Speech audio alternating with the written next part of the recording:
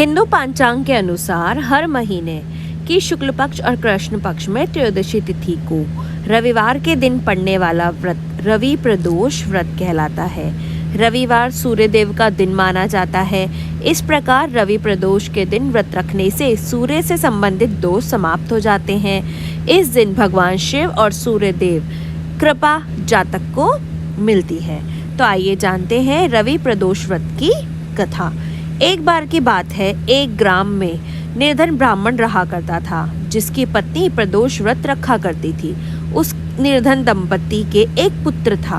वह पुत्र एक बार गंगा स्नान करने के लिए गया, लेकिन उसके मार्ग में ही अचानक चोर आ गए और कहने लगे कि बता, पिता का गुप्त धन कहाँ छिपा कर रखा है।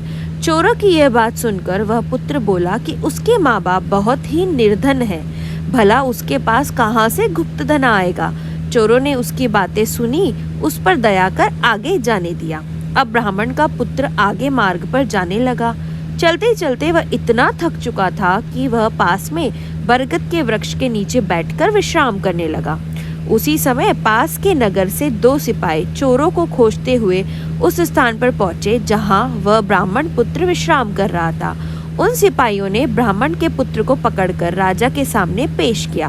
फिर राजा ने उसे चोर समझकर जेल में डलवा दिया।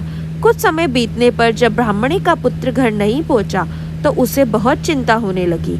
अगले ही प्रदोष व्रत रखा जाना था। ब्राह्मणी ने प्रदोष व्रत का पालन कर भगवान शिव की पूजा अर्चना की और अपने बेटे के कुशल मंगल होने की कामना भी की। ब्राह्मणी के व्रत का शुभ फल निकला और राजा को उसी रात्रि को एक स्वप्न आया। दरअसल राजा के स्वप्न में आया कि वह बालक निर्दोष है, उसने कोई चोरी नहीं की। यदि तुम उसे नहीं छोड़ा तो तुम्हारा सारा राजपाट समाप्त हो जाएगा। सुबह होते ही उस राजा ने ब्राह्मण के पुत्र को अपने दरबार में बुलवाया। इसके बाद बालक ने सारी बात राजा को विस्तार से बताई। राजा ने बालक के माता पिता को भी दरबार में बुलाया और कहा कि तुम्हारा पुत्र निडर और निर्दोष है। हम तुम्हारी दीनहीनता को देखते हुए 5 गांव तुम्हारे नाम करते हैं।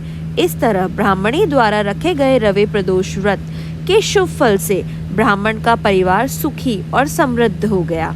इस प्रकार रवि प्रदोष के दिन जो भी सच्चे मन से व्रत का पालन कर रविवार की प्रदोष व्रत कथा का पाठ करता है, उसे सुनता है या फिर पढ़ता है, उसे भगवान शिव की असीम आशीर्वाद मिलता है।